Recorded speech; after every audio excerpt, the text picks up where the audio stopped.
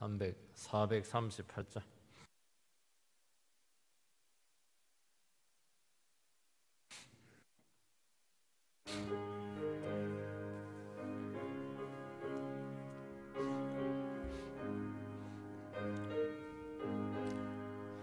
내 영혼이 은총 입어 중한 죄짐 벗고 보니 슬픔 많은 이 세상도 천국으로 가도다. 할렐루야 찬양하세. 내 모든 죄 사함받고 주 예수와 동행하니 그 어디나 하늘나라. 주의 얼굴 뵙기 전에 멀리 뵈던 하늘나라. 내 맘속에 이루어지니 날로 날로 가깝도다. 할렐루야 찬양하세. 내 모든 죄 사함받고 주 예수와 동행하니 그 어디나 하늘나라. 높은 산이 거친 들이 초막이나 궁궐이나 내 주 예수 모신 곳이 그 어디나 하늘나라. 할렐루야 찬양하세.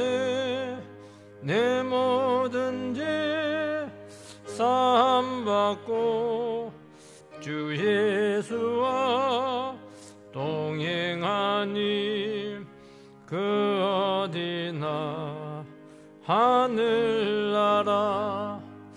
높은 산이 거친 들이 초막이나 궁궐이나 내 주 예수 모신 곳이 그 어디나 하늘나라. 할렐루야 찬양하세. 내 모든 죄 사함받고 주 예수와 동행하니 그 어디나 하늘나라. 할렐루야.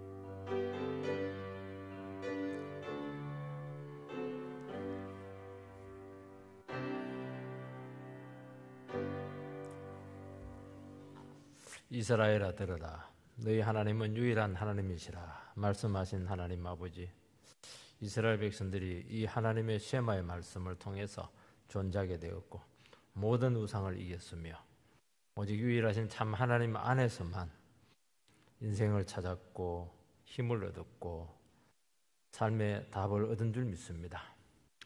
오늘 우리들에게도 동일하게 말씀하실 줄 믿습니다.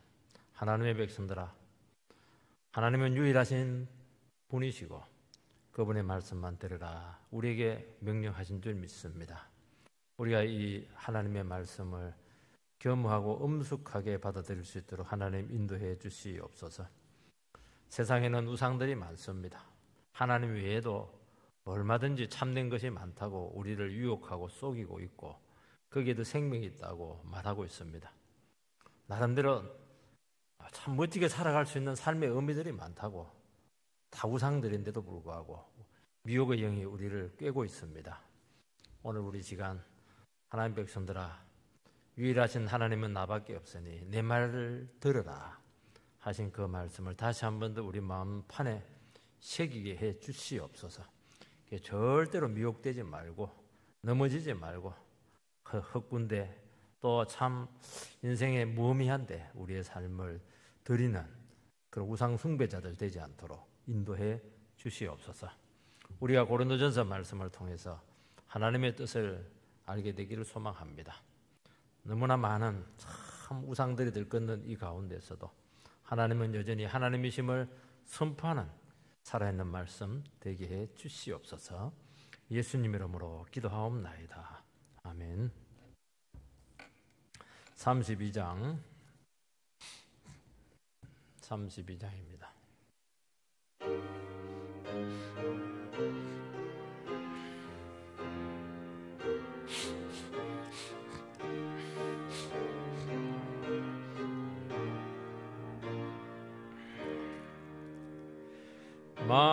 만유의 주제 존귀하신 예수, 사람이 되신 하나님,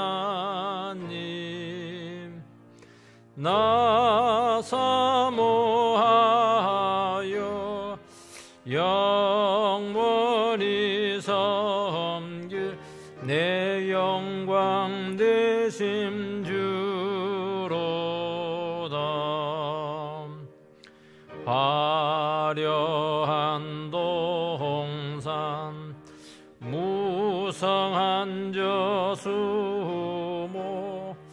다 아름답고 묘하나 순전한 예수 더 아름다워 봄 같은 기쁨 주시네. 광명한 해와 명랑한 저 달빛 수많은 별들 빛나나 주 예수 빛에 더 찬란하여 참 비교할 수 없도다.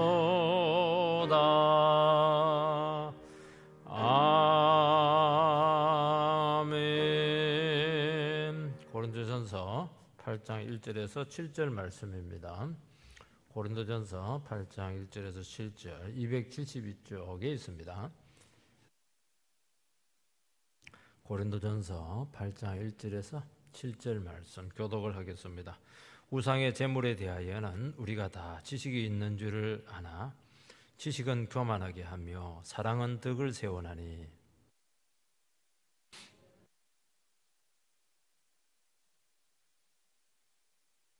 또 누구든지 하나님을 사랑하면 그 사람은 하나님도 알아주시느니라.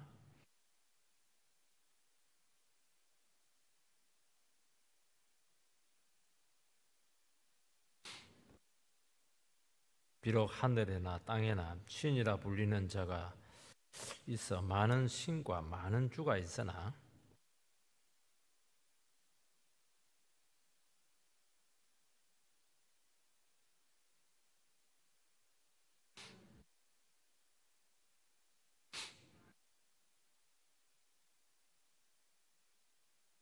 같이 읽겠습니다.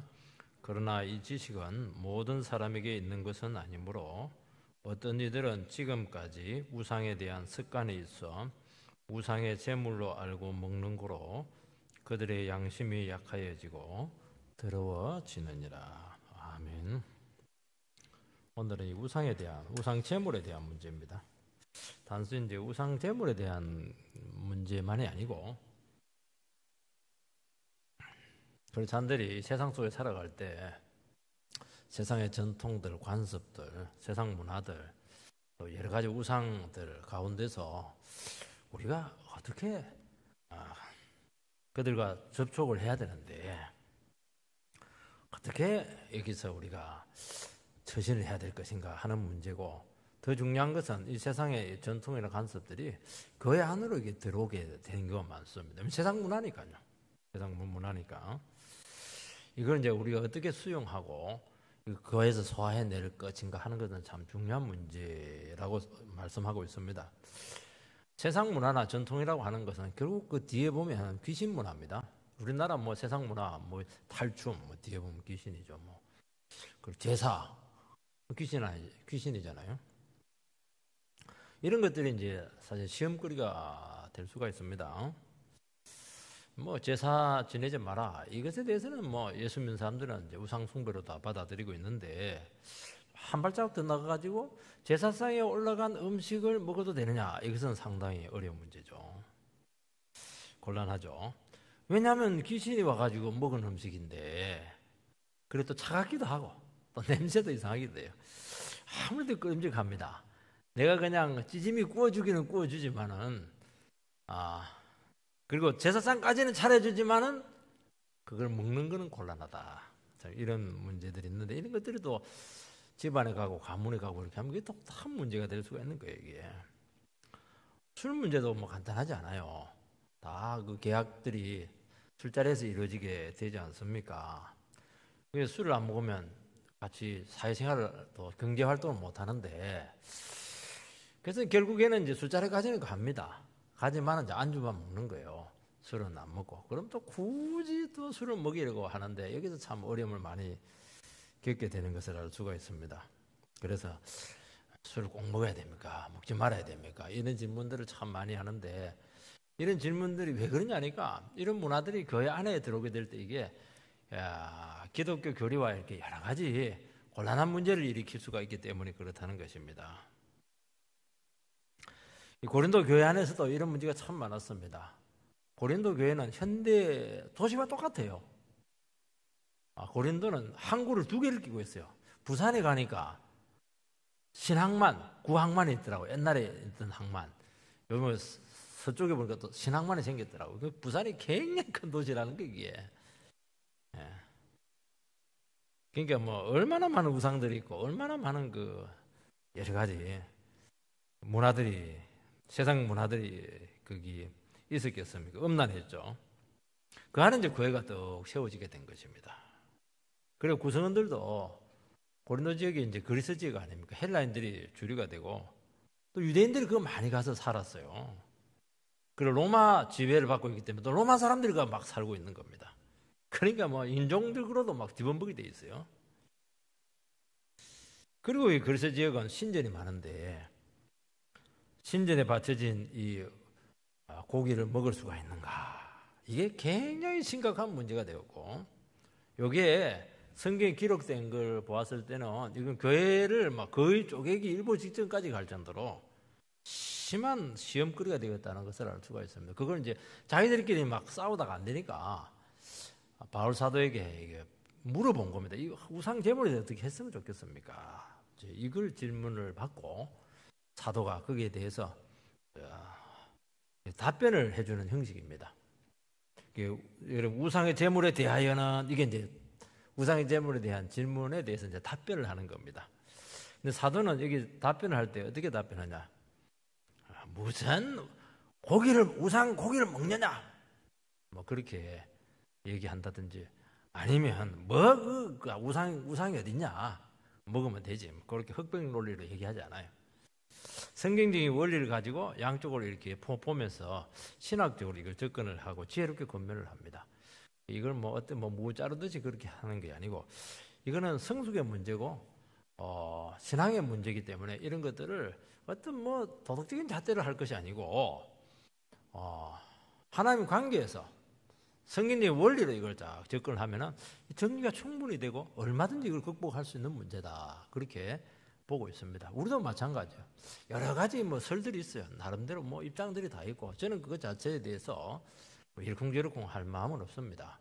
그렇지만 우리가 성경을 가까이 하고 또 성경적인 원리를 우리가 자꾸 드러내게 되고 또 우리 자신이 신앙적으로 자꾸 성숙하게 되면 이런 문제들이 아주 지혜롭게 자연스럽게 이게 시험거리가 되는 것이 아니고 이것을 이것이 시험거리가 되는 것이 잘 극복이 되면서 참 현실에 입각한 정말 실존적인 살아있는 신앙으로 자리매김할 수 있다 하는 것을 보여주고 있는 것입니다.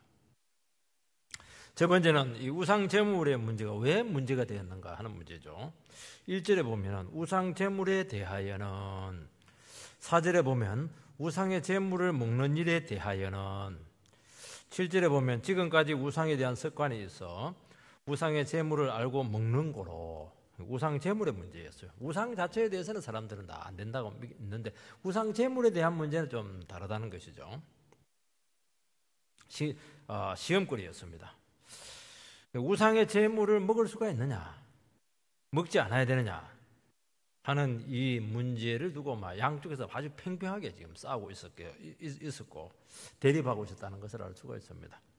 우리에서 뭐 먹을 수도 있고 안 먹을 수도 있고 그런 문제가 아니라는 게 굉장히 심각한 문제였습니다. 오늘날은 이 고기가 흔하지만은 고대 사회에서는 고기가 굉장히 귀했습니다. 우리나라도 얼마 전에 저희들이 초등학교 다니고 이렇게 할 때도요, 고기 먹어보기가 참 힘들었습니다. 고깃국을 먹는다 이 말은 굉장히 잘 산다는 겁니다. 부잣집이라는 겁니다. 되게 언제 먹냐 하니까 동네 잔치가 있으면 이제 돼지를 한두 마리 잡아요. 그때 좀 고기를 먹을 수 있고, 명절 때 보면 이제 고기를 사오는데 한 건 딱 사옵니다. 한 건. 제사에 올렸다가 그거 딱 잘라가지고 먹고 이렇게 하고요. 저는 어릴 때 김치찌개를 엄청나게 먹었는데 김치찌개 아무리 휘저어도 살코기가 안 나와요. 그래서 비계 몇 점을 딱 갖고 하는데 그걸 막 그냥 그 양푼에다가 꼬아가지고 전 식구가 퍼먹는데 막 근데 그때는 얼마나 그게 맛있는지 조미료가 넣은지 모르겠지만은 아직도 그 맛을 기억하고 아내한테 해달라 하면 그 맛이 잘 안 나와요. 좀 조금 나오려 하는데 고린도 지역에는 많은 신전이 있었는데 시장에서 파는 그 고기 대부분이 신전에서 바치는 의식을 거친 후에 도축을 합니다. 지금도 모슬렘에서는 알라신에게 먼저 바쳐요. 그래서 그 신전에 보면 옆에 도축장이 있습니다. 그 성전에도 옆에 도축장이 있어요. 이제 대부분은 이제 그 신전에 먼저 갖다 바치고 나서 이제 그 다 못 먹지 않습니까? 그걸 이제 시장에 이제 내놓는 겁니다. 그리고 이제 그렇게 하지 않는 것은 굉장히 극소수가 바로 그 도축이 돼서 시장에 오고 대부분은 그 신전에 반드시 거쳐서 이렇게 시장에 나온 것이 문제가 되었던 것이죠. 여기는 예수 믿기 전에는 문제가 되지 않습니다. 왜냐하면 신에게 바쳐진 고기니까 이 축복받은 음식이잖아요. 전혀 문제가 될 수가 없었습니다.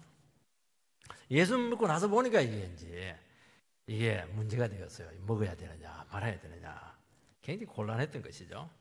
그래서 고기 부위마다 살 때마다 이거 어디서 나왔어요? 이거 선지에서 나왔어요? 아니면 직접 잡았어요? 이렇게 물어볼 수도 없는 거잖아요. 그리고 이제 그 당시는 그 현대 도시였기 때문에 그 고린도 지역이 굉장히 도시가 발달했기 때문에 직업 연합이 있습니다. 요즘은 길드, 그러니까 노동조합 같은 이런 것들이 있었는데 여기서 이제 정기적으로 이 사업이 잘 되도록 수호신에게 제사하는 축제를 이렇게 드리게 됩니다.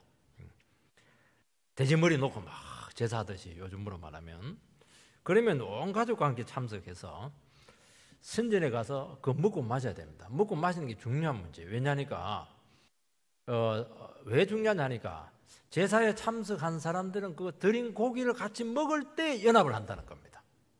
그게 다 돼야 이게 그 의식에 참석한 것이지 그냥 거기만 참석했다가 고기 안 먹고 가면 이제 이거는 아닌 거예요. 그 도시마다 그러니까 이제 그 당시에는 고기 없으니까 그런 데 가가지고 푸지게 먹고 오는 겁니다. 좋은 것이죠. 뭐 예수 안 믿을 때는 얼마나 좋은 기회입니까?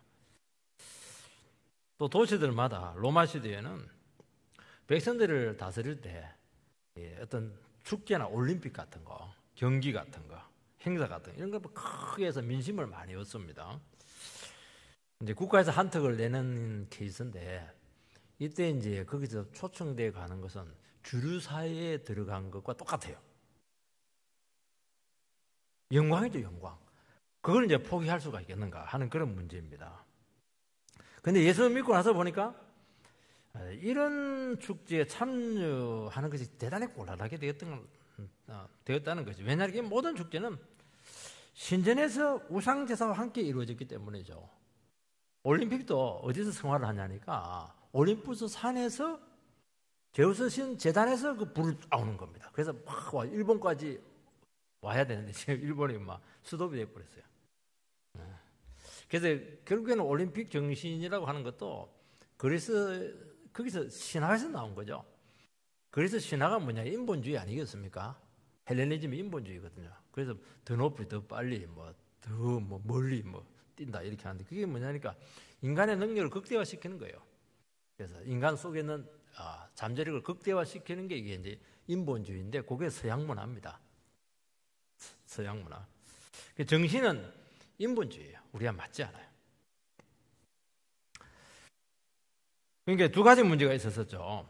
시장에서 파는 고기를 사 먹어도 되느냐 하는 그런 문제가 있었었고, 신전에서 거행되는 여러 축제와 잔치와 또 어떤 직업 동맹에 어떤 이런 제사 이런 것들에 참석해서 음식을 먹을 수 있는가 하는 것은 단순히 고기를 먹는가 먹지 않는가 그런 차원의 문제가 아니고, 경제권과 사회생활 문제와 그들의 그 정신세계 전체와 상당히 관계가 있었기 때문에 이 문제는 굉장히 어려운 문제였다는 것을 알 수가 있습니다.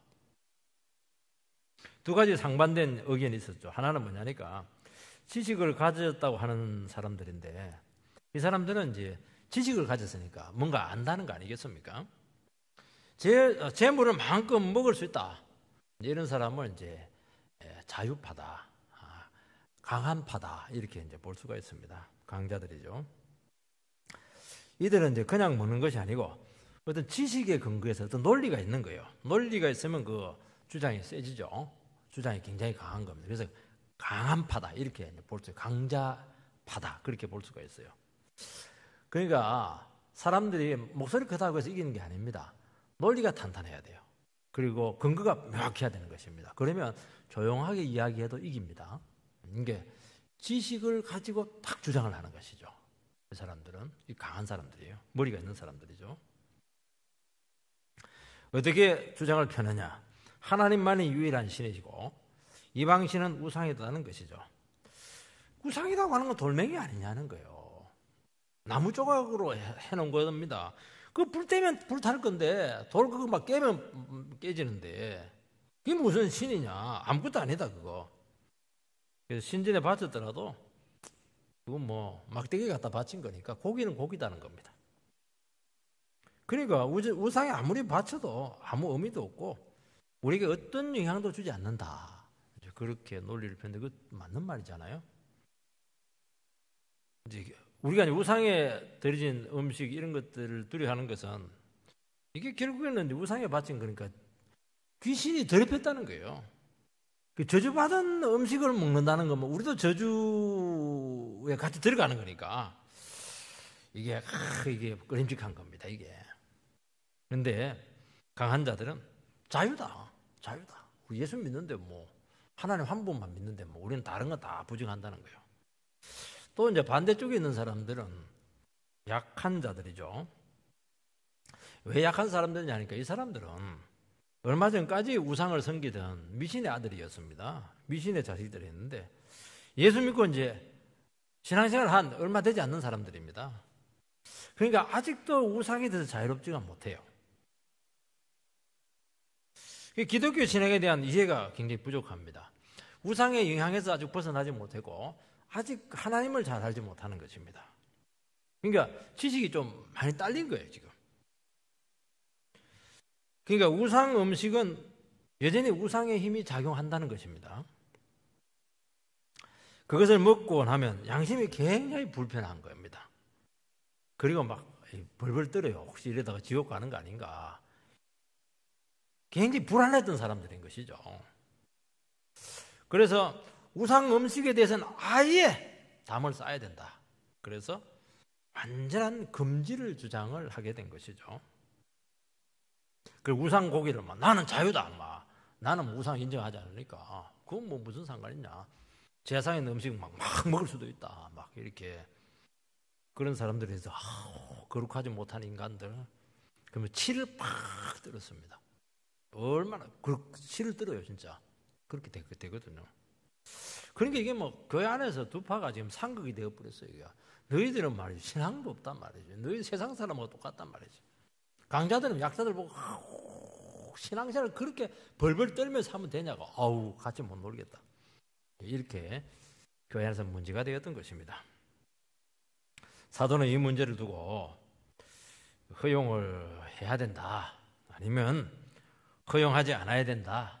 흑백 논리로 끌고 가지 않습니다. 교회는 절대로 흑백 논리로 끌고 가면 안 돼요. 이건 안 돼. 이건 세상 논리입니다. 그래서 교회에서는 죄 아니고 그거는 분별을 해야 되겠지만 대부분은 그런 문제가 아니거든요. 이해 부족에서 오는 것이거든요. 흑백 문제를 자꾸 이렇게 정죄를 하면 안 됩니다. 그리고 율법적으로 자꾸 접근하면 안 돼요. 율법적으로 접근하면 다치는 사람들이 있습니다. 신학적으로 말씀을 가지고 영적으로 이 문제를 깊이 있게 가르치고 가르쳐주게 되면은 이게 다 하나의 말씀이 놀란 게 뭐냐니까요. 양쪽 편을 다 끌어안습니다. 끌어안아가지고 약한 자들은 북돋아주고 너무 많이 나간 사람들은 이렇게 조금 다져줘가지고 균형을 딱 만들어버리는 겁니다. 그렇게 해야 교회에서 문제가 안 생기지. 한쪽 편 들어가지고 막 이래버리면 다른 쪽은 막 그냥 나가 떨어지는 것이죠. 절대로 그렇게 하면 안 돼요. 그래서 교회 안에서는 자꾸 하나님의 말씀을 가르쳐야 됩니다. 말씀을 가르치면 약한 자들은 자꾸 깨우침이 생기면서 지식이 생기잖아요. 그러면 알면 자유하게 되거든요. 모르니까 막 목소리가 커지는 겁니다. 두렵기는 하고 겁나기는 하고. 그리고 잘한다고 생각하는 이런 사람들도 자기 입장에서 잘하는 것이지 그게 뭐 다른 사람에게 인정받지 못하는 그 지식이 무슨 소용이 있겠어요. 그러면서 다른 사람을 배려하는 쪽으로 이렇게 자꾸 관점을 돌려버려야 되는 겁니다. 그러면은 싸매지게 될 수가 있고 싸움이 되지 않는 것입니다. 두 번째는 지식보다 사랑에 따라서 해야 된다는 것입니다. 1절 말씀을 다시 한번 읽어보면은 우상의 제물에 대하여는 우리가 다 지식이 있는 줄을 아나 지식은 교만하게 하며 사랑은 덕을 세우나니. 우상의 제물에 대하여 다 지식이 있다고 전제를 합니다. 지식이라고 하는 것은 이제 그노시서 안다는 겁니다. 우상에 대해서는 사람들이 나름대로 지식이 있다는 거예요. 알고 있다는 겁니다. 뭘 알고 있습니까? 우상은 허상이고 아무것도 아니라는 겁니다. 원래 이제 우상 그 뜻 자체가 비었다, 허상이다 그런 뜻을 가지고 있어요. 아무것도 아니라는 거예요. 그러니까 우상이라고 하는 것은 존재하지 않는 신이라는 겁니다. 그 존재하지 않는 신에게 바친 거니까 얼마든지 먹을 수 있는 것이죠. 도리에 좀 얹어놨다가 가져와서 먹은 거니까 그건 무슨 상관인가. 좀 차갑기는 하지만은 괜찮다는 거예요, 이게. 반대로 또 생각해 볼 수 있는 게 뭐냐니까. 우상 없는 존재지만은 현실적으로 봤을 때 이 우상이라고 하는 것이 사람들이 경배를 하고 있습니다. 섬겨요. 그리고 많은 영향을 주고 있습니다. 이게. 그리고 이 그리스 지역, 헬라 지역은 수많은 신들의 집합지예요. 온갖 신들이 올림푸스 산부터 시작해가지고 막 그 마을마다 동네마다 전부 다 신전이 다 있습니다. 이게 그 전체를 과연 현실적으로 부정할 수 있겠는가 하는 문제죠. 그리고 이 우상이나 많은 신들을 섬긴다고 하는 것은 결국에는 그 신의 노여움 때문에 그렇게 하는 겁니다. 사람들이 자꾸 불행하고 힘들고 사고가 생기고 이렇게 하면 이제 신이 노여워서 그런다 생각을 하고 신의 노기를 이렇게 풀어주기 위해서 재물을 갖다 바치는 것이거든요. 재앙이 만다는 것인데 사람은 재앙 문제가 딱 걸리면요 굉장히 움츠러집니다. 미축이 됩니다. 자유롭지가 못해요. 코로나도 뭐 여러 가지 올려서 이래버리면 굉장히 두려워요, 사실은 이게. 왜냐하니까 이게 사람은 어쩔 수가 없어요. 연약한 피조물이기 때문에 그렇다는 것입니다. 그래서 우상에 대한 지식이 있고 그 지식에 따라서 재물을 먹고 안 먹고 그렇게 설명이 될 수 있는 겁니다. 그래서 먹는 쪽과 먹지 않는 쪽과 나름대로 우상에 대한 나름대로 지식이 있다는 것입니다. 지식은 어때요? 지식은 참 중요합니다. 알아야 돼요, 사람이. 모르면 이게 대화가 일단 안 됩니다. 아는 만큼 삶의 영역이 넓혀지는 겁니다. 그래서 일반 교육이 굉장히 중요합니다. 여러분, 상식도 굉장히 중요하고요. 크리스찬들이 욕을 먹는 이유가 뭐냐니까 상식이 없다는 거예요. 상식이 없어요. 그 말하면 그러니까 어거지만 막 부리고 그리고 막 그냥 너무 배타적이고 자기 주장 막 한다는 거예요. 그러니까 사회를 너무 모른다는 겁니다. 그러니까 대화가 안 된다는 거예요. 기독교는 절대로 대화가 안 되는 종교가 아닙니다. 기독교는 대화가 너무너무 잘 돼야 돼요. 그리고 바른 지식을 가진다고 하는 것은 사람을 그만큼 자유롭게 합니다. 모르면 겁이 나요. 그리고 모르니까 소리를 지르게 되고 맹목적이 되는 겁니다. 자기를 지켜야 되니까. 그리고 사물과 현상을 다 객관적으로 보는 것이죠. 그러니까 사람들이 온전해지는 겁니다. 그래서 세상 교육이 굉장히 중요해요. 지식이라고 하는 것이. 그래서 사람들이 어떻게 하든지 할 수 있는 많은 지식을 그렇게 얻으려고 하는 것입니다. 그러나 오늘 성경에 보면 지식에는 한계가 있습니다. 교만하게 한다는 겁니다. 지식이 있으면 확실히 어떤 문제를 잘 해결해냅니다. 그리고 지식이 없는 사람보다 지식이 있는 사람들이 뭔가를 알기 때문에 삶의 주도권을 가지게 되고 삶의 우위를 점할 수밖에 없어요. 왜냐? 아니까 다 보고 있는 것이죠. 근데 문제는 그것이 교만하게 한다는 것입니다. 아는 것이 힘이라고 하지 않아도 힘 있는 사람이 힘 없는 사람이 주장할 수 있거든요. 그리고 더 중요한 건 뭐냐? 자기가 알고 있는 것이 모든 것이라고 여긴다는 겁니다. 그게 문제예요.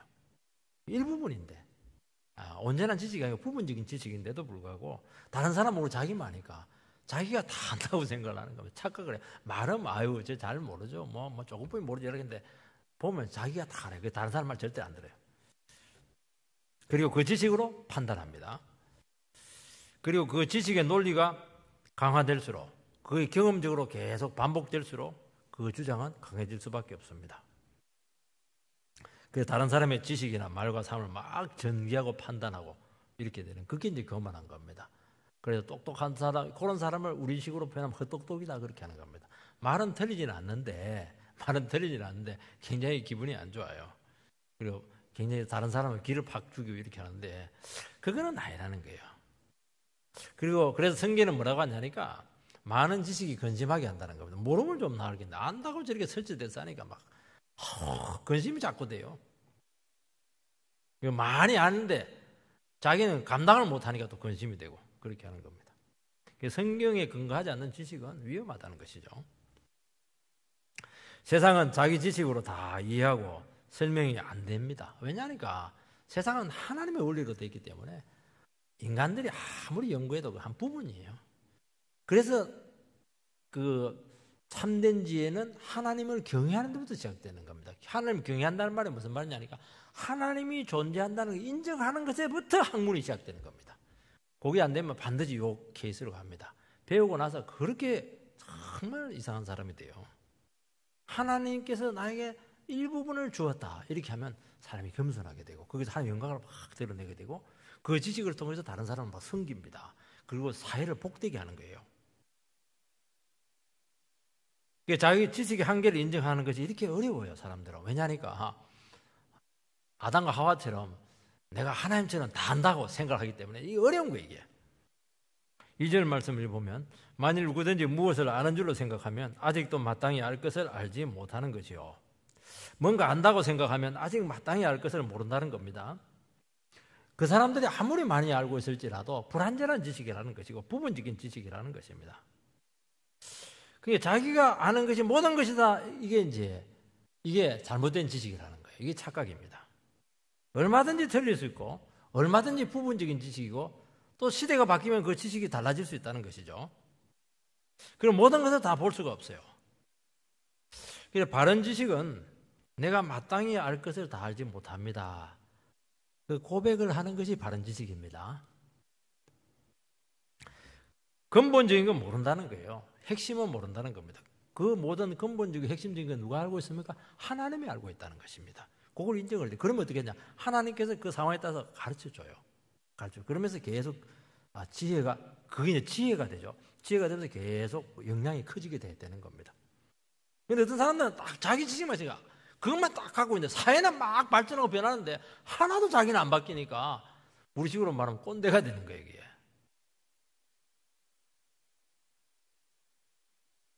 지식인의 맹점은, 가장 큰 맹점이 책상 위에서 그냥 공부한 것으로 다 하는 거예요. 그거 이론적인 지식이거든요.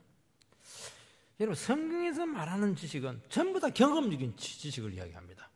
체험적인 지식이고 검증된 지식이고 반드시 결과가 나타나야 되는 거예요, 이게.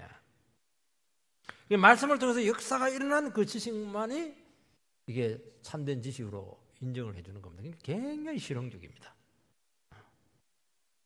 머리로만 아는 지식으로 안 되고 반드시 실천으로 나타나야 되는 거예요. 이게 순종으로 해서 결과가 나타나야 된다는 것입니다. 여러분, 전도를 아무리 강의한들, 전도책을 막 도서관에 가서 전부 다 독파한들, 그런다고 해서 전도가 되는 게 아닙니다. 그리고 그거 갖고 막 어떤 사람들은 강의해요. 전도 세미나 이래가지고 막 강의하고 이렇게 하는데, 문제는 본인이 전도를 안 해. 그래서 그것은 이제 성경에서는 그 바른 지식이 아니라는 거예요. 그걸 성경은 철저히 실천적인 지식에 근거를 합니다. 체험적이죠. 그래서 어떤 서양은 분석적인 지식들이 많이 발전해 있거든요. 뭘 쪼갭니다. 팍 쪼개가지고 막 머리 좋게 툭 이렇게 하는데, 성경은 종합적이에요. 그 통시적입니다. 전체 그림을 딱 그려놓고는 거기서 유기적으로 유기성을 굉장히 강조를 하는 네트워크 이런 것들을 강조를 하는 겁니다. 그게 왜냐니까 이런 것, 현실은 전부 다 유기적인 문제였거든요. 전체적인 그림 안에서 이게 어떻게 움직이는가, 이걸 이제 볼 수 있는 눈이 그게 통찰력이거든요. 그거는 경험에서 나오는 겁니다. 체험에서 나온 것이죠. 하나의 말씀을 갖고 분별을 가지고 체험할 때 그런 지식이 생기는 겁니다. 그것이 쓸모가 있는 거예요.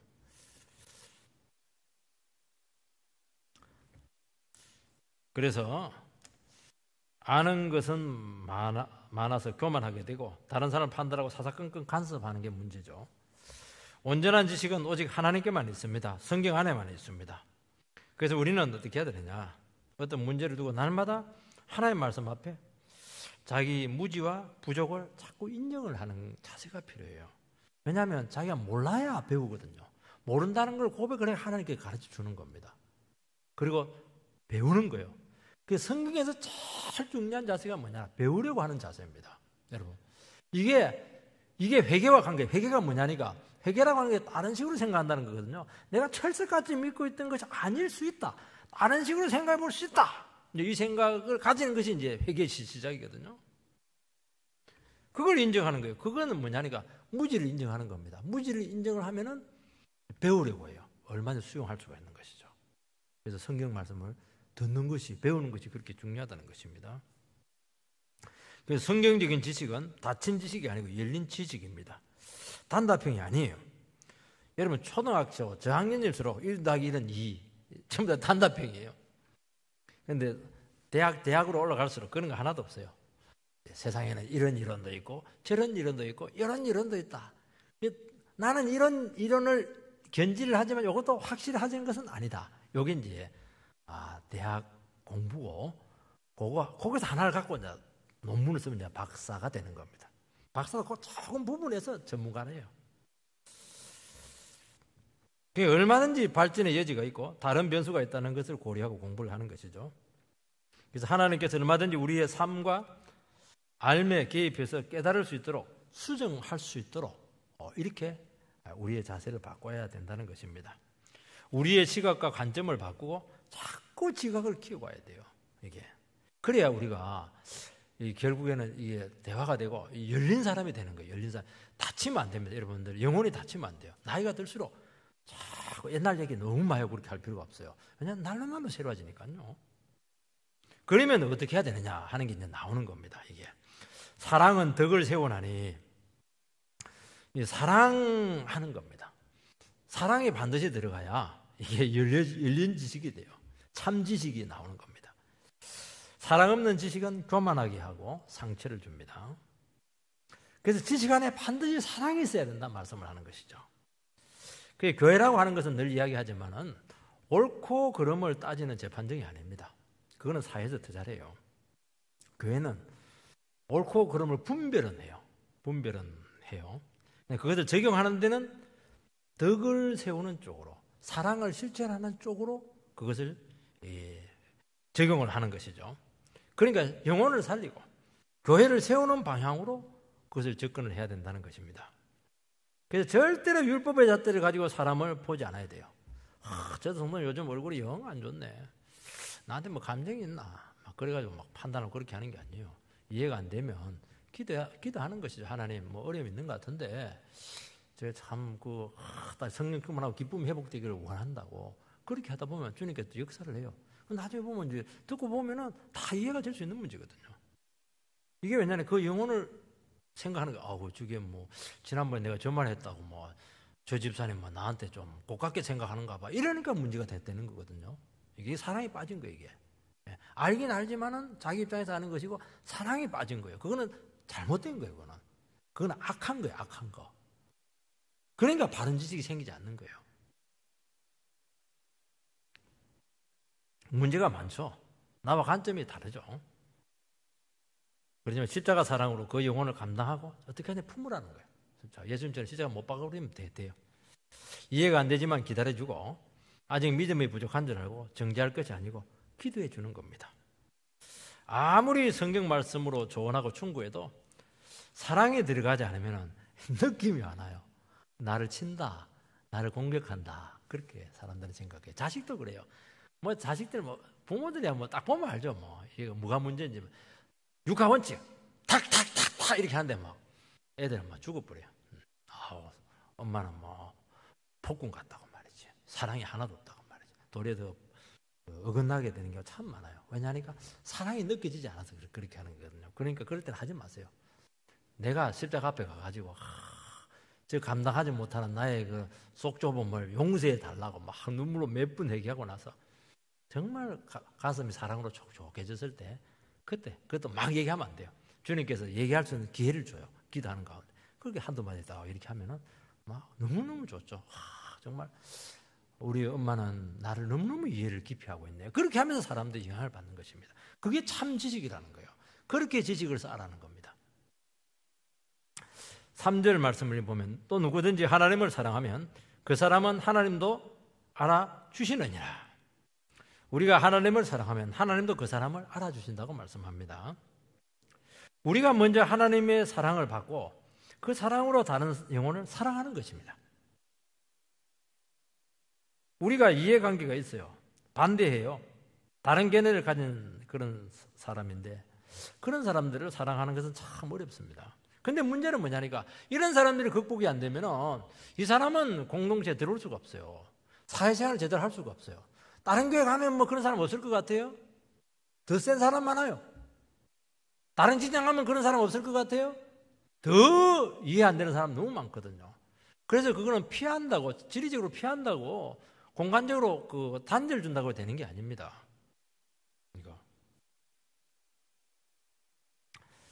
그 영혼을 상대하면 상대할수록 사랑은 그냥 자꾸 사랑은 식어지고, 마음은 자꾸 좁아져요. 사람이 왜 마음이 좁아집니까? 상대를 자꾸 분석을 하니까 좁아지는 거예요. 밴댕이 속이 되는 겁니다. 인간을 분석해봐요. 그럼 뭐가 나오겠습니까? 인간 속에 뭐가 있어요? 죄덩어리잖아요. 왜 인간을 자꾸 분석을 해요? 그래서 우리는 이때 어떻게 해야 되느냐? 하나님을 상대해야 됩니다. 하나님 상대합니다. 하나님은 사랑이시고 너무 크시죠. 너무 크시죠. 아들까지 죽일 정도로 그렇게 우리를 끔찍히 사랑하신다는 겁니다. 그래서 하나님을 사랑하면 우리 속에 사랑이 막 찾아와요. 그리고 마음이 확 바다처럼 막 넓어져요. 여러분들이 어려움이 생기고 사회생활에 여러 가지 어긋남이 생기기도 하고 정말 시험이 되고 감당할 수 없는 사람들이 오면 뭘 해야 되느냐? 자꾸 분석을 하고 처세술 갖고 책 보고 이렇게 하는데 그거 아무리 봐도 안 돼요. 예배를 드려야 됩니다. 예배를 드리면은 하나님께서 예배는 하나님을 만나는 거잖아요. 하나님을 자꾸만 나도 모르는 사이에 사랑이 들어와 있고 마음이 막 넓어져 있어요. 그렇게 죽일 놈 살릴 놈인데 저 남편 내가 요번에 조져버려야지 이렇게 하는데 예배하면 딱 뒤놓고 보면 가서 맛있는 반찬 해줘야지 이렇게 바뀌는 거예요. 하나님의 너무 놀라워요. 말씀의 능력이죠. 왜냐하면 성경적인 지식은 하나님 관계 중심으로 돼 있고 하나님의 사랑의 원리로 다 이렇게 세워져 있습니다. 우리에게 문제가 되는 내 지식이 문제예요. 내 기준이 문제입니다. 내 이해 수준이 문제예요. 그게 다라고 생각하는 겁니다. 아니에요. 그 영혼을 위해서 자기 자신을 제한할 수 있어야 되는 거예요. 왜냐하면 내가 모르는 것이 있기 때문에 하나님께 알려줄 때까지는 나를 기다려주고 제한을 해야 된다는 겁니다. 그래서 말을 안 하는 게 참 기독교는요, 너무너무 그 믿음입니다. 어떤 사람들은 조금만 이해가 안 되면 바로 쏟아버리고 말을 하는데 나중에 굉장히 부끄러워져요.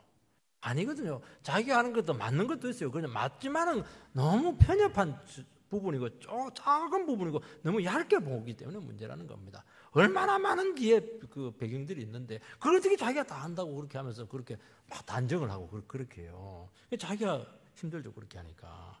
그렇게 하기보다는 기도하면서 하나님께서 이 관계를 풀어주시고 알려주시라고, 그때까지는 내가 생각하지 않고 내가 내 스스로를 제한하겠다고 이렇게 하는 것이죠. 그게 하나님을 기다리는 것 아니겠습니까?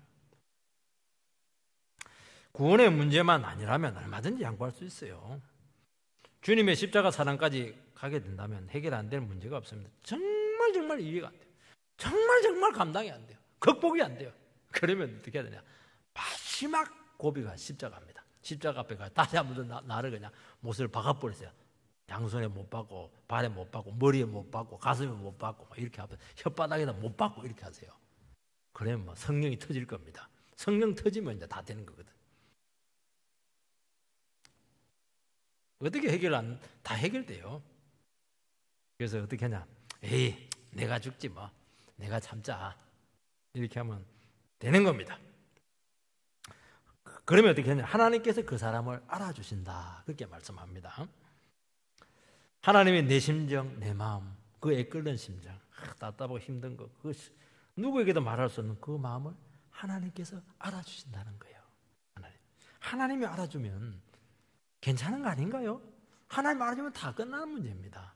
하나님 알아주시는데. 내 주장 내려놓고 자기를 낮추고 섬기고 양보하고 배려하는 것은 인간의 힘으로 불가능하지만은 얼마든지 주님과의 관계에서 가능하다고 말씀합니다. 선교 초기에 우리나라는 이 주체원 문제를 이제 교회 규칙으로 이제 금지를 했습니다. 교회에서 총회에서 결정을 내려버렸어요. 이거는 규칙으로 하지 마라. 헌법에다가 기록을 해버렸어요. 점치지 말고 밑잔조와 결혼하지 말고 그 다음에 술, 담배 하지 마라. 이걸 이제 딱 법으로 정해놔버렸어요. 왜냐하니까 이 주체원 문제라는 게 너무 가정과 한 개인의 인격을 파괴를 하고 사회를 파괴하는 겁니다. 그 건강도 안 좋아요. 왜냐하면 이제 뭐 12살 때 놈이 뭐 그냥 담배째를 길게 물고 있고 말이죠. 양품 갖고 뭐 벌컥 그냥 술을 마시고 그 간 다 나갈 텐데 그게 뭐 남자답다는 거예요. 이게. 그거 하지 말라는 거예요. 주체원 문제는 구원 문제까지는 아니지만은 그게 이제 역사와 전통이 돼가지고 예수 믿는 사람들은 술, 담배 하지 않는다. 이게 이제 딱 그 표지가 되어버렸어요. 뭐 지옥 갑니까? 그건 모르겠어요. 선교사님 중에서 외국은 안 그렇거든요. 술을 먹어요. 뭐 칵테일 이러면 막 우리는 막 대야로 먹고 이러는데 이 사람들은 이제 요만한 거 꽃배는데 뭐 그 양주 같은 거 막 3분의 1 해놓고 한 2시간 먹어요. 우리는 뭐 양주를 막 펑펑 먹고 이렇게 하는데 그거는 정말 무식한 겁니다. 꼬냑 해놓고 막 그거 막 숭늉마듯이 그렇게 하는데 그건 정말 미개인이죠. 거의 꼬냑은 딱 먹고 싹 입을 돌려야 돼. 한 2시간 정도. 그게 교양이죠. 그런 문화를 갖고 있는데 우리나라에 오니까 막 막걸리를 막 탁주 이라는데 아이고 막 난리도 아니에요. 근데 선교사님들 그런 문화 되니까 이게 이제 자연스러운 거예요. 또 담배도 피우기도 하고 그리고 술도 이렇게 꼬냑 같은 마시기도 하고 그렇게 하는 겁니다. 담배는 좀 문제가 있어요. 이게 마약보다도 더 세다고 합니다. 이게 아무리 양치질 해도 안 돼요. 숨길 수 없어요. 그러니까 성도들이 이제 시험이 되는 겁니다. 몸을 딱 구부렸는데 여기 있는 담배가 우르르 떨어지는 거예요. 이거. 그러면 인상이 팍 가는 거죠. 성도들이. 우리 선교사님. 완전히 골초네. 그래서 미국에서는 자유지만은 조선 성도들을 위해서 내가 끊어야 되겠다 이러면서 이제 많이 끊었어요. 잘하는 거죠. 영혼을 얻어야지 뭐 상처 주고 그렇게 해서 되겠어요. 자기 끊으면 되는데. 그래서 많이 끊었다고 그래요. 세 번째는 우상 제물에 대한 실제 접근 원리가 나옵니다. 4절 말씀을 보면은 그러므로 우상의 제물을 먹는 일에 대하여는 우리가 우상은 세상에 아무것도 아니며 또한 하나님은 한 분밖에 없는 줄 아노라. 우상의 제물 전에 먼저 우상을 설명을 합니다. 우상은 아무것도 아닙니다. 사람의 신으로 여기고 눈에 보이는 어떤 형태를 갖춘 신을 설정을 한 것입니다. 우상의 원래 뜻이 없는 것, 텅 빈 것이라고 했습니다. 그러니까 본질적으로 우상은 없다는 거예요. 그런데 실제 사람들이 우상을 섬기고 만들어서 경배를 하고 있는 겁니다. 기도도 하고 소원도 빌기도 하고 인생의 어려운 문제를 묻기도 하고 임신 안 되면 가서 임신하게 해달라고 하기도 하고 또 임신이 돼요. 문제는 안 돼야 되는데 되는 거예요. 이게 수명이 짧다 해가지고 우상한테 가서 빈데 가니까 막 5년 후에 죽는다는데 막 30년 살아버리는 거예요. 이게 영험하구나 그렇게 되는 거예요. 영험을 경험하면 이제 못 빠져나와요. 영험만 해 고개 나는 거예요. 또 보면 뭐 바위가 영험하게 생겼어. 이게 촛불 켜놓고 이러면 뭐 저는 무서울 텐데 영험하다고 그래요. 못자리가 저게 우리는 못자리는 뭐 맷덩이잖아요. 그냥 똥덩어리인데 이 사람들은 아니에요. 그거 맷자리 잘못하면 집안 망친다고 그래요. 그래서 지금 근데 또 실제 그걸 믿고 잘못 이장하고 이렇게 하면 집안이 망쳐버려요. 잘 쓰면 또 집안이 잘 돼버려요. 왜 그래요? 악한 영이 사람들을 미혹하기 위해서 쓰는 술책입니다. 저는 그걸 다 부정하지는 않아요. 그걸 뭐 맷똥이다, 똥이다 이래놓고 그냥 맷똥 그 무덤 보면 아무 상관이 없어요. 거기서 비비고 막 때리고 이렇게 해서 상관이 없는데 그거에 대해 뭐 영험하다 이래가지고 이제 그게 사로잡혀 버리면 그게 문제가 되는 거예요. 마귀가 저놈은 이제 내 종으로 삼아야 되겠네. 미끼를 딱 던지는 겁니다. 한번 걸려들면 못 빠져나와요. 5절 6절 말씀을 보면 비록 하늘에나 땅에나 신이라 불리는 자가 있어 많은 신과 많은 주가 있으나 그러나 우리에게는 한 하나님 곧 아버지가 계시니 만물이 그에게서 났고 우리도 그를 위하여 있고 또한 한 주 예수 그리스도께서 계시니 만물이 그로 말미암고 우리도 그로 말미암아 있느니라. 우리가 예수를 믿을 때 참된 신은 하나님 한 분밖에 없다 하는 것을 우리는 고백합니다. 그런데 주위에 있는 많은 나라들 사회를 보니까 너무 많은 신을 섬기고 있습니다. 어떤 사람들은 인간의 수만큼 신이 있다고 그래요. 인간이 만든 신이거나 의미를 부여한 신이거나 신이 있습니다. 우리가 믿는 신은 만물을 있게 하신 창조주가 되신다고 말씀합니다. 우리는 그분을 위해서 존재하는 피조물입니다. 하나님의 아들 예수도 마찬가지예요. 그래서 우리는 한 번 하나님만 섬긴다는 것입니다. 7절 말씀을 보면 그러나 이 지식은 모든 사람에게 있는 것은 아니므로 어떤 이들은 지금까지 우상에 대한 습관이 있어 우상의 제물로 알고 먹는 거로 그들의 양심이 약하여지고 더러워지느니라. 유일신 개념이 모든 사람이 아는 지식은 아니에요. 이건 굉장히 어려운 개념입니다. 사람들은 전부 다 많은 신이 있다고 생각을 했죠. 전부 다 신교죠. 그런데 유대인들을 통해서 이스라엘을 통해서 유일신이라고 하는 것이 성립이 되게 되었던 것이죠. 참신이죠. 참신. 이것은 사람들에게 맞지를 않아요. 몰라요. 믿음이 약한 사람들, 믿은 지 얼마 되지 않는 사람들은 유일신, 하나님만이 참 하나님이시고 창조주다. 여기에 대한 개념을 가지는 게 굉장히 어려워요. 이게. 그러니까 하나님에 대한 새로운 지식을 가져야 하는데 신학 중에서 제일 어려운 신학이 신론이거든요. 왜 신론이 어렵냐면은 일단 신론은 눈에 안 보입니다. 하나님이 안 보이기 때문에 어려운 겁니다. 안 보이는 가지고 연구를 하고 알아야 되니까 얼마나 어렵겠습니까? 그게. 교회는 좀 쉬워요. 교회는 보이잖아요. 그래서 그동안 또 간섭적으로 우상을 섬겼기 때문에 우상의 제물을 먹는다는 것은 영험한 능력이 사주한다 믿고 있기 때문에 막 두려운 것입니다. 양심이 약해지고 더러워지게 된다는 것이죠. 이때는 어떻게 해야 되냐? 그 약한 사람들에게 자꾸 말씀을 가르쳐 줘야 돼요. 그래서 하나님을 자꾸 가르쳐 줘야 돼요. 그리고 신앙으로 자꾸 성숙하도록 만들어줘야 됩니다. 그렇게 해야 되죠. 그거 먹지 말라고, 그거 아무 의미 없다고 그렇게 하면은 그 사람들 신앙 버려버려요. 자기는 영향을 받고 있는데, 양심이 괴로운데, 자기는 여기서 극복이 안 된대. 막 자꾸 정지하고 이래버리니까 그 옛날로 돌아가 버린 거예요. 그렇게 하지 말라는 거예요. 자꾸 말씀을 가르치고 기도해주고 그 다음에 신앙이 자라도록 이렇게 하면 나중에 그건 아무 문제가 되지가 않아요. 저희 둘째 형이 이제 암에 걸려서 교회를 나갔습니다. 점쟁이한테 물어보니까 집에 있는 그 산당을 없애라는 거예요. 그 점쟁이가 귀신을 쫓아내는 놀라운 그 점괘가 나왔습니다. 둘째 형님은 살아야 되니까 가가지고 막 모친한테 그 칠성신 그거 내놔라고. 그래서 중한테 가서 얘기하니까 1,000,000원을 내놔라는 거예요. 1,000도를 해야 되는데 1,000,000원 하지 말고 나한테 100만원만 주고 내가 알아서 할 테니까 걱정하지 말라고. 그래서 내려가가지고 그냥 기도하고 막 그냥. 또 우리 모친이 또 신기가 좀 있어요. 내가 보니까 부적, 책, 제단 또 보니까 쌀을 넣어놓는 거야. 이거 어디 쌀이 어디 있노 이러면서 막 그냥 보자기에 싸가지고 막 신주단에 깨버리고 막 그렇게 해가지고 막 옆에서 무슨 들들들 떨어요. 교회 나간 지 얼마 안 되노니까. 그래서 주의 종이 가가지고 기도하고 다 처리하고 돈을 못 받았어요. 아직까지도 돈 안 줘 지금. 정말 부도 났습니다. 근데 놀라운 사실이 뭐냐니까 형수님이 전화가 왔어요. 데려옴 이라면서, 부산에는 도련님 이렇게 안 하고 삼촌 이렇게 데려옴 이라면서 두드러기가 나왔대요. 두드러기가.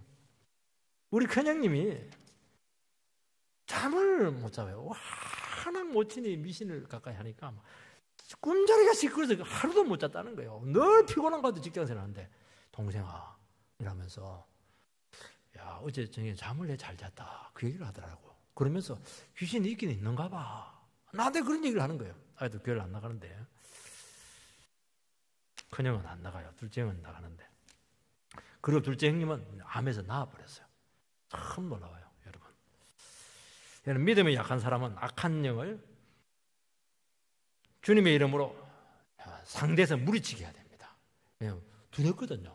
이 나사렛 예수 이름으로 명하노니 귀신은 썩 물러가라 선포하게 해보게 하는 거예요. 그러면 물러가거든요. 물러가요. 그래서 이걸 경험적으로 또 신학적으로 말씀적으로 자꾸 이걸 하나님을 경험하게 만들어야 되는 겁니다. 주님을 인격적으로 하고 말씀을 깨닫고 순종하게 하고 성령의 능력을 자꾸 가르쳐줘야 돼요. 기도하면 성령이 오잖아요. 그러면 기쁨이 회복이 되고 새로운 힘이 생기고 그렇게 되거든요. 그렇게 하는 겁니다. 그리고 예수 믿는 사람들 애기 낀 날 그때 결혼하고 애기 낀 날 액땜 애기 낀 날 그때 이사를 하고 애기 낀 날 그때 그냥 중요한 결정을 다 하세요. 왜냐하면 그때는 싸거든. 왜냐하면 세상 사람들 안 하니까 이사 비용도 싸고 예식장비도 싸고 이렇게 하거든. 돈도 아낄 겸. 그런데 축복된 결혼, 축복된 역사가 나타날 겁니다. 그걸 경험을 하게 해라는 거예요. 그게 극복이 돼야 되는 것이지 머리로 안 되는 거예요. 이게. 그리고 강한 자들이 있어요. 자기는 다 아니까 고개 마음대로 먹겠다는 거예요. 자유라는 거예요. 그래 하지 말라는 거예요. 지나치다는 거예요. 그것도. 약한 사람들이 넘어지는데 약한 자들은 지금 벌벌 떨고 있는데 혼자 가지고 고기 맛있네 동기심이라 하면서 척 가지고 어거지 씹고 이러면 막 기절해버려요. 이게. 그게 무슨 지식이냐는 사랑이 없는데. 주의 영광을 위해서 영혼의 유익을 위해서 절제해라. 절제하는 지식이 바른 지식이다. 그렇게 하는 겁니다. 왜냐하면 이건 본질적인 게 아니거든요. 이거 갖고 싸울 이유가 없는 거예요. 그래서 우리가 교회가 다시 한 번 더 회복되고 하나 되고 전부 다 교회는 다 풀립니다. 싸우지 말고 갈등하지 말고 기다리면서 하나님 말씀 앞에 굳건히 서게 되기를 주의 이름으로 축복합니다. 기도하겠습니다.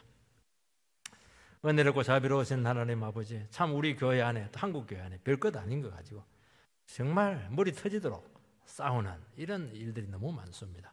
다 무지하기 때문이고 너무 지나치기 때문인 줄 믿습니다.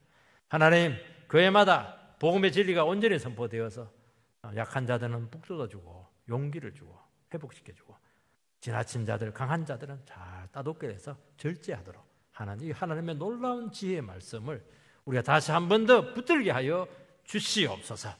주님만이 온전히 영광 받아 주실 줄 믿습니다.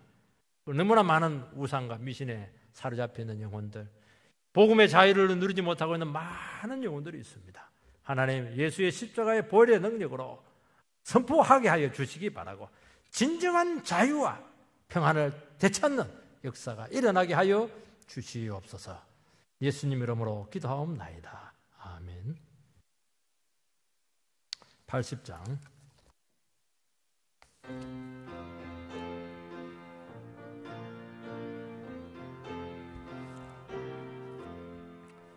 천지에 있는 이름 중 귀하고 높은 이름, 주 나시기 전 지으신 구주의 이름 예수. 주 앞에 내가 엎드려 그 이름 찬송함은 내 귀에 들린 말씀 중 귀하신 이름 예수. 주 십자가에 달릴 때 명패에 쓰인 대로 저 유대인의 왕이요 곧 우리 왕이시라. 주 앞에 내가 엎드려 그 이름 찬송함은 내 귀에 들린 말씀 중 귀하신 이름 예수. 지금도 살아계셔서 언제나 하시는 일, 나 같은 죄인 부르사 참 소망 주시도다.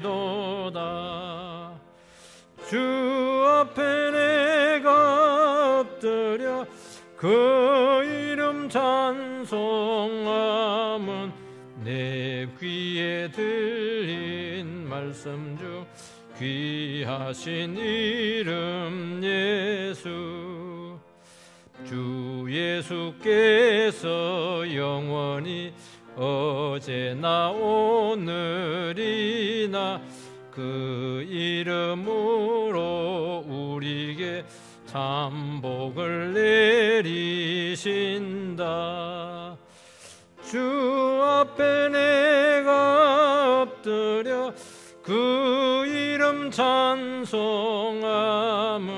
내 귀에 들린 말씀 중 귀하신 이름 예수.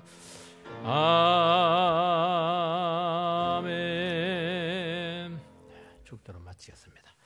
이제는 우리 주 예수 그리스도의 은혜와 하나님 아버지의 크신 사랑과 성령님의 충만케 하시는 은총이 무지와 우상과 세상의 탐욕에 빠져서 하나님을 옳게 분별하지 못하고 무지 가운데 고통하는 그 인생길에서 예수의 말씀을 통해서 온전한 하나님을 한 분만 붙들고 영광을 돌리게 되기를 소망하시는 당신의 모든 권속들 머리 위에 이제부터 영원토록 함께 있을지어다. 아멘.